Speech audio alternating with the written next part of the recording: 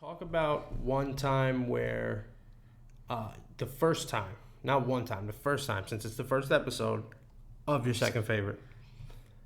Got to be clear for the folks. Yes, we got it. Especially in episode 1, they don't even know they probably don't remember what names we said. Because you know why? 2's better than 1. We all know that. This is true. Come on. This is true. Come on. 2's better than 1, guys. It is. This is very true. I didn't even think about that. All right, it's making more sense to me. I'm why buying here. it. That's why I'm here. I'm buying into the second thing. I'm buying it. But do you remember the first time that you played against an elite athlete? Kind of switching gears from pro sports to your own experience with sports. Mm-hmm. Do you remember the first time you played against an elite athlete? Have you ever? And do you remember who or you don't have to say a name, but just when that was? Probably in high school, my sophomore year, I played against a kid named Mark Zagunis, actually.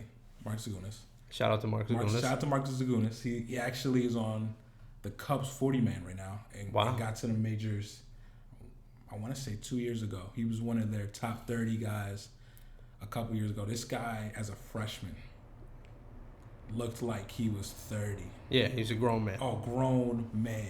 Well, probably the best player I saw in high school down in South Jersey. Shout out to South Jersey, too. Shout out.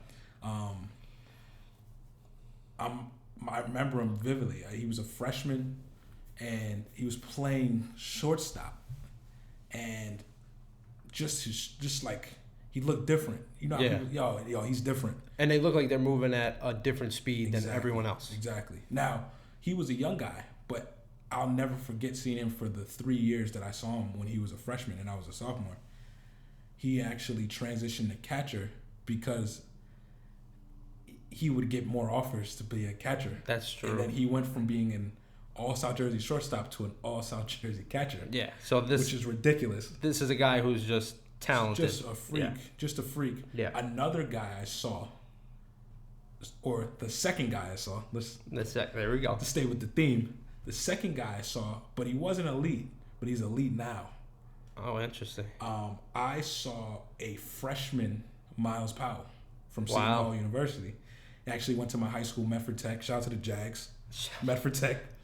He was a freshman at Medford Tech. And as a freshman, he doesn't, of course, you're not the same guy you are, but he always was able to shoot. Yeah. Always. And broke numerous records in 2 years at Medford Tech. He transferred to Trent Catholic. But yeah, just as far as people I saw up close and also played with, that was not, I've seen other guys, but seeing as far as really arm's length and going to seeing them in the high school that they were at. Yes. Miles is 4 or 5 years younger than me, but seeing him as a freshman, I didn't think he would be where he was now, but I'm not surprised. Yeah. Not surprised. I think for me, the first time I played, it's hard for me to remember when you're a kid and who knows who you played with, like in Little League ball. I don't remember everyone that I played with, but I do know there was a while where I was going to a gym where there was this dude, we used to call him Mello. I don't even know what his name is. Yeah. We used to call him Mello, and he was a UMass player. He went to UMass, and shout out to all our UMass guys too. Oh, shout out to him. We got some. We got a few. A bunch of them. But he was a UMass guy, and then tore his knee, lost his scholarship. But you could see when you played against him, like talking about moving at a different speed, even with a bad knee, with a bum knee. Yeah. He was, and then his shooting, he make a half court shot look easy. Like you'd go, oh, that's in. Absolutely. Like it wasn't even a question. Absolutely. And it was almost unfair. It was like sometimes he played lefty. Like he shoot lefty. Sheesh, man. He was that good. There's just athletes that are just different. They're not. Yes. They're not. You're almost not from here. Like they're a different level of, God bless them completely. Yeah. You know what I mean? The best athletes I watched, there were some really good ones that played football. Talking about like Tyrell Goodman, Rabbit. Shout out to Rabbit. Akron Zips. Yeah, he went to Akron. He was a quarterback in high school, and he was. I think he was setting records in shot put and stuff. Like he would go to the cross country things and just put records up and then go play football. Like he was a crazy athlete. Ridiculous. Yeah, so Rabbit was amazing, and Donnie Simmons, who went and played at Syracuse. Shout out to Donnie. Shout out to Cuse too. Yeah, shout out to Cuse. Shout out to Cuse. Absolutely. Went to play at Cuse, Donnie Simmons, and he was a dude. He played D end, and he was one of those guys that looked bigger than everyone else. Like, he's playing high school football, but he looks like he should be playing college football already. And he used to beat people up. I mean, he hit harder than people. He was faster. He was stronger. He was just very naturally gifted. And it's fun. It's fun when you go to a high school game. I get why people down south get like addicted to going to see that, and they get so invested, because here the talent's kind of sparse. In the north and the northeast, it can be a little tough to find elite talent sometimes, as elite a level, say, in football. Yeah. Especially football, really. Yeah. Because there are some other sports where basketball, forget it. Like the North and Northeast has a lot of talent. But in football, it can be kind of harder.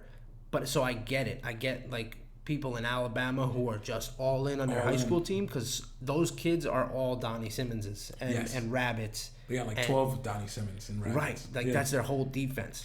So you're actually going to see a college team play when you go see your local high school play. Absolutely. So I totally get it. But so, yeah, those guys, I couldn't imagine competing against them at a high level. Yeah. I couldn't even. I know I don't have that. Like, I don't have that skill. I'm not there. You gotta be honest with yourself. Absolutely. And that's the thing. You must be honest. That's so key. Yeah, because or else you're gonna get mowed over by these grown ass men. Completely. They're just built different. They're just literally built different. Yes. They have bigger arms, legs, everything is just different on them. And they're faster than you. They're stronger than you, and they don't have to lift a weight or run a sprint to be faster than you or stronger than you. That just is what it is. I'm not gonna get mad at that. No. I can't get mad at that. No. I might be able to do some things better than them. Absolutely. I don't know. Everybody's got their. I might podcast better than them. Hey, we're podding. And I think Nick's got the pod. I mean, I might. You might. We're gonna see. I welcome Donnie and Rabbit and Miles and everybody to come on and test their skills. We'd love to have them as a guest of the show. There's always room at the table. Always. We always got room at the table. 2 is better than 1, but we don't mind a little company. Absolutely. But it's funny that you brought that up, that you got to be honest with yourself, because the next question I wanted to ask you was, when was the first time you realized you wouldn't be a pro athlete? Wow. That's a big moment, because huge moment. For kids like us who grow up watching sports, and there's plenty of us out there, kids who grow up idolizing athletes, watching sports, absolutely, playing sports, and the only thought you have at that point is usually, I'm going to be a pro athlete. Absolutely. And then most kids, 90% of kids, hit that point where they realize, I won't be a pro athlete. What was that moment? For me, it was... You don't have to give like a day or a month or whatever, just a general time. I could pull it out. I want to hear it then. I would love to hear it. I can give you, not that I'm counting or anything, it was probably I want to say like 8th grade. 8th grade, really? 8th grade, I was like, that's early. Let's get through high school. That's not early, actually. Let's get through high school. Let's see what happens. Can you get some money to go to school? If not, would you want to walk on somewhere? I always knew if I was going to play, it would probably be like community college or D3 baseball-wise. I was going to say, this is baseball. Yeah, this is baseball. But it never, when I realized that, like, this isn't it. This isn't going to happen. Yeah. It was early. Like, I know guys that, they don't realize that until like their senior year of college. Because they've got to that point where they've made it to a college sport where they can say, I have an opportunity. If I work hard enough, I can maybe get drafted. Yeah, there's light at the end of the tunnel. There's light at the end of the tunnel when you get to that level of college. Me, I was like, let me play some let me play some baseball. If I can get on varsity as a freshman or JV as a freshman, we can go from there and see what happens. I was just trying to get to college. Right. Really. Right.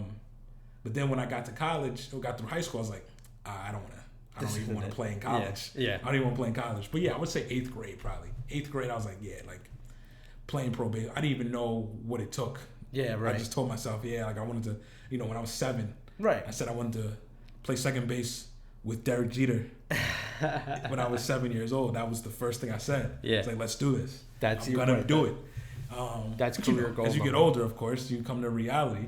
It's not that it's a bad reality. No. It just happens to be reality. Right. Right. And you play the hand you're dealt. Exactly. For me, it was when I showed up at first day of freshman football summer sessions. And it's not even like I was playing with kids who were, none of those kids on that team went pro, have gone pro, or whatever. But a number of them did go on to play in college. I do know a number of kids who played in college, like you do.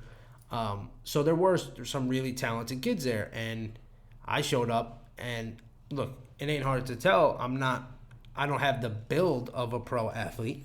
Okay, maybe a professional golfer. Maybe a golfer. Yeah, maybe. Maybe he said you're not even going stretching that far. Maybe. I mean, John Daly's a golfer, so he sure is. But yeah, when I showed up there, and there were kids that were 6'4", and that were just running faster than my eyes could keep up with. And they just seemed light years ahead, and I was like, "Oh, I'll never do this. Like I'll never do this." Yeah, like I can't even compete with these guys, and I know it's not like we're the best high school team in the country. Yeah. And some people might say that's a quitter's mentality or whatever. It's being like you just said, you got to be honest with yourself. Got to be honest. And it was at that point that I was like, okay, well maybe I want to do something in sports that's not playing. Maybe I want to broadcast. That's exactly what I told myself. Right. That's what a lot of kids go, and that's why sports business and all that stuff is so popular. Yeah. But it's also why we're sitting here doing the podcast right now. Exactly. So coming to that realization, for anyone that might come to that realization after listening to this or has recently or whatever, it's not the end of the story. It might just be the end of the chapter. Yeah. And so, and like you said, for some people that happens post-college, and like I'm sure that's rough. I'm sure it's gotta that's be rough. Heartbreaking. Because think about it, you're 20, you didn't have to give yourself a chance to really wrap your mind around, hey, like I had these hoop dreams, or I had these dreams of aspirations to be drafted into any league. Yeah. And when that doesn't come to fruition at 21 or 22. And now you're expected to be an adult, by the way, because you're out of school. Absolutely. And so now it's time you don't even have time to fall back. Like people say, have a fallback. When you're a pro, when you're a college athlete, and then you think you're gonna go pro, and then you realize at the end of your college career, it's not gonna happen. That's why I was so fortunate to tell myself early in on. 8th grade, so I can, I knew I wanted to be in sports management or sports in 8th, 9th grade. Right. And so I told myself, hey, listen, see if you can get a scholarship so you can get a sport management degree and then run the Yankees. That was always the dream. Still the dream. Who knows? It's still the dream. You might be looking at the future. Listen, I don't know. You just might be. Who knows? I mean, I don't have a lot of statistics experience, but I got the intangibles, and I know a thing or two about the game. So, I mean, I won't rule it out. Maybe they're looking to change the pace up. Something. After all this sabermetrics, maybe they want to go to a different direction and hire someone with zero experience, and then they'll come to me. But, exactly. I just thought of one for you. Good. First, fire. I just thought of a first on the second favorite podcast. Don't forget. Oh, my water fell. Go ahead. I got one for you. What was your first jersey you got? Now, there's some more. I want to follow up, but let me hear what your first is. I'd also like to note that the camera probably just saw me bend over, which is not a great. So we're off to a hot start. Oh, we're smoking right now, guys. We absolutely are. My first jersey, that's a good question. I think, I'm not 100% sure because I probably had a baseball jersey very early on. Actually, I think I had a number of infant jerseys. Yes. Because my father's a huge sports fan, so I definitely had some kind of Giants infant jersey or Yankees infant jersey. But one that I actually remember, my first jersey is Allen Iverson. AI. It's a great jersey. A white Reebok AI jersey, and I was such a chubby kid. Now, which jersey was it though? The '90s AI Sixers black with the black and the red and the basketball coming across. It was that, but white. Yeah. Oh, beautiful. That's my favorite. It was that one of my favorite jerseys of all time. When they wore the black, the white, and then the blue alternate. Oh man. Those years, beautiful. It was that in white, and I was such a fat kid that I could still wear that jersey today, and I do. Let me tell you right now, I wear that jersey. Beautiful. So that's the one. And How old were you? Probably from 10 onward. Yeah. And I was a fat kid. It's a child's XL. Also, but let's be clear, this was the early 2000s where everybody was buying XL everything. So everything. I don't know how much of it. I'm sure a lot of it had to do with the fact that I was borderline diabetic child. But I mean, look, it is what it is. It is what it is. I was talking. Speaking of seconds, that was something I was not turning down as a child. It wasn't turning out seconds. No, neither was I. I mean, you're growing. You're a grown boy. What can we say? 10 years old. You're eating everything that you can. I did a lot of lateral growing when I was a kid. I did a lot of lateral growing. Yeah. That's finally caught up with some vertical growth, and everything kind of worked out. He stretched out. That's what my dad used to call it. Yeah. Stretch. You're gonna stretch out, son. Thank goodness I stretched out. Yeah, don't worry about it. Shout out to Dad for that one. Yeah, for sure. But I think the other one I had was a Giambi jersey. I had a Giambi. Because, again, I was a chubby kid. That's an obscure jersey, too. I was a chubby kid, and Jason was not a small man. No, he wasn't. So it just I think people picked it out for me because it kind of They saw Jason in you. They saw you and Jason. Right. And vice versa. Yeah. I didn't look like Derek. It was, you were going... He's kind of... Yeah, you weren't getting confused for Derek for a number of reasons. Yeah. So people, when they were thinking about, what jersey are we going to get Nick, it was Giambi. Like, oh yeah, that makes sense. Like they probably said, Jason used to look like... Yeah, right. Look like Nick when he was in. Probably something like that. Yeah. So I did. But to be perfectly honest, I was a chubby little white kid from the burbs who wanted nothing more than to be Ken Griffey Jr. and Allen Iverson. Love it. So you want to talk about unrealistic expectations? Hey, be honest with yourself, guys. That's the key. It's something I was not as a kid. But I'll tell you what, I think it's part of the reason that I have the little bit of swag that I do have today, and a little bit of I don't even know what you want to call it. Just a little bit of smoothness to my walk and a little bit, You got some juice.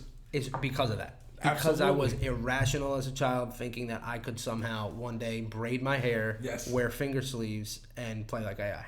Listen, you gotta have irrational confidence. Sometimes you do. Like, that's what I didn't have when I was young. Like, that's what probably was one of the reasons why I didn't have that trait necessarily in like middle school, high school, to be like, yeah, I'm the best guy on the field. I was really though you need that. Like, what do they call it? NBA confidence. Yeah, right. Yes, a guy like D'Angelo Russell has that. Yeah, Kyrie, the best ones have it. I think most players that get to the league have it. Oh yeah. And then you lose it when you get to the league. Yes, most guys will lose it when they get to the league. You're facing somebody with the sense telling themselves the same thing, and they're better. And they're just better than you too.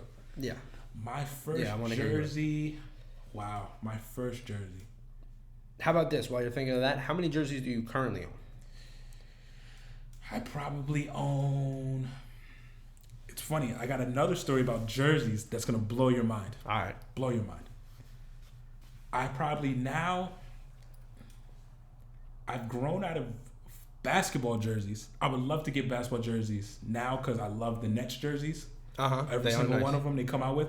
And we have some guys to get. That's true. We're not turning the roster over every year like in 2014, 15, 16. Yeah, unlike my team. team. 17. Yep. Yeah, we're not turning... I got some guys I can get. Shout out to Kyrie.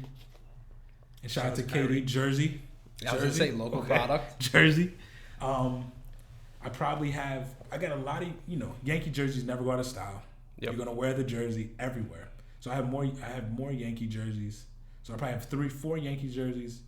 I want to get the new Jets jersey. Don't have any. Jets jerseys are never safe. They're never safe. Yeah. And we'll dive into that. But my first jersey. Talk towards this way a little more. You don't have to lean in. Just talk towards this way a little more. My first jersey. It's the first episode, folks. First episode. We got to work out the kinks. It's the first episode of your second favorite sports podcast. There you go. Your first jersey. My first jersey that I remember getting. Yes. Was a Santana Moss. Wow. Jets green jersey. Wow. It was a gift. It was a Christmas gift. I was 9, and it was amazing. Now, what I want to ask you is, the natural follow-up question to that is, how many years was Santana on the team after you had that jersey? I want to say he was on the team for 3 years. That's good. Which is a solid number. That's good. That's a solid number. I don't usually have luck with that. Yeah. It's 3 years, and that's when he got traded to, I want to say the Redskins. He went with Lavernius Coles, who was another favorite of mine. I loved the Jet receivers. Those are my guys. Yeah. Wayne Corbett, Keyshawn. But yeah, that was the first one. That was the first one that really got it started. That was my first jersey when I was a kid. 9 years old, Santana Moss green. That's a good one. I want to say that's 01, taking it back. Oh, wow. Yeah, that's a throwback. 2001. Reebok, of course. Yes. Was it Reebok? It had to be Reebok, right? It was probably Reebok or Starter. Oh, that's true. I wasn't even thinking of that. A bunch of or Russell. It might have been a Russell Athletic. It probably a Reebok. It had to be because it had the. It didn't. Did it have the NFL equipment logo on it? It didn't have the NFL equipment. It might have. It's probably a replica too. Got it from. I mean, probably super replica for the 10-year-old. Look, run by an on-field game for the 10-year-old. Yeah. But it was great. It felt great. Jersey wise, I got a story for you. Okay, I want to hear it. This falls in line with the jerseys. Jets jerseys just don't. They don't work out for me, man. Yeah. I'm gonna be honest with you. I can go back to every player I got. We're gonna start off Santana Moss. Yep. On the Jets. That was the longest tenured Jet jersey I've ever had. Which tells you, as you're listening, as you continue to tell this story, that already tells me, like, oh wow, 3 years is the longest. 3 years, the longest. That's a good primer in my mind, because now my mind is, my wheels are spinning, going, who else does he have in the closet? Well, I got it for you. I want to hear it. This is what we got. So my luck with Jets jerseys. This is, and you can look back. I look back in the history of the things I've gotten, and my parents. God bless my parents. They used to continue to keep buying me jerseys, and something went either. So when I get jerseys, particularly Jets, something happens to that player, or they leave the following season. You're the Madden curse. I'm the Jets jersey curse. Yes. Right. That's great. So let's go down the line. Santana Moss there for 3 years left. Yep. Longest tenured Jet jersey I've had. Then we went to Chad Pennington. Shoulder surgery the next season. Eesh. Right? Leon Washington. Another Jet favorite. I was going to say, these are not bad players to get. Not bad players whatsoever. You're not naming random players. Never. Leon Washington breaks his leg the same season I get the jersey. Right? Sean Ellis.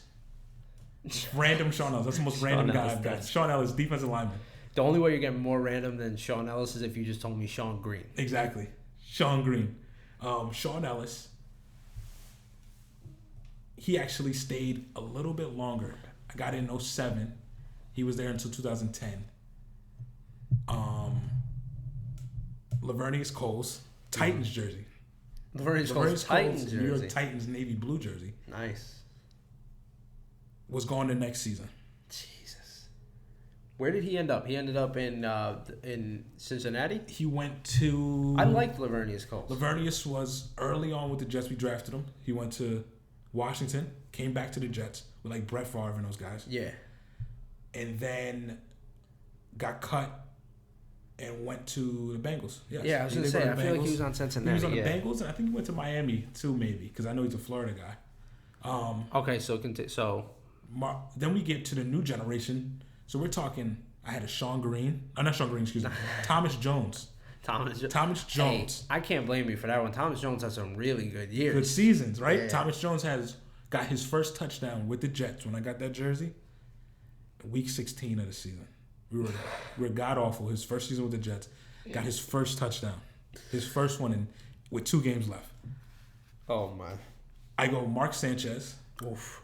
I mean, that one. We already know what happened can there. You say? Yeah. Shout out to Mark, by the way. Gave me the best seasons I've ever had as a Jet fan. Was it Mark that gave those to you though? Mark, listen. Do quarterbacks get all the credit? Do they get the credit? Look, all I'm gonna say is the great Tom Coughlin once quoted the great John Wooden by saying, "Don't mistake activity for achievement." I like that actually. Just because those Jets teams. Who said that? John Wooden said that? John Wooden said it, yeah. That's actually smooth. I like that. Oh, it's a great quote. I actually posted it on IG just the other day. Just because you're moving around doesn't mean you're doing anything. Right, exactly. Wow, Don't mistake solid. activity for That's achievement. solid. Just because Mark Sanchez was there doesn't mean, and those Jets teams did something, doesn't mean that he was why they did something. Mark holds a nice spot in my heart. It's a small spot, but it's a spot because he was a guy who took us and did things that a Jet quarterback has never done. That's true. That's not saying a lot, but that's saying a lot for me. Yeah. Then the last one is Geno Smith. Oof. Man, I thought Geno Smith was the one, man. I really did. You got to stop buying quarterback jerseys. I just got to stop. Well, you got to stop buying jerseys. That's what it is. Really, it's the Jet jerseys. I'll tell you what you got to do. We got to get you a Tom Brady jersey. I should, right? And then your problems are solved. Wow. You haven't been thinking about this right your whole life. Do you think that work? I think it would work. I bet you right now, if you went out and bought a Tom Brady jersey, but you got to commit to wearing it. It's tough, man. Because these other ones you wore. I did. You got to commit to wearing it. And then you got to see what happens. I would buy one, wear it for a Jets-Pats game. Yeah. Because he'll be back. He'll be back on the Pats next year. Back, huh? Yeah. I'm not. People are trying to tell me Raiders. People are trying to tell me Chargers. You're not buying it. He's gonna be a Pat next year. Wear it for a first half and see how Tom does, and then take it off for the second half, and then watch the Jets lose, and then you'll know that it's real. Yeah, it's like the Drake curse in a way. Yes, that is the Drake curse. I think it's worth trying.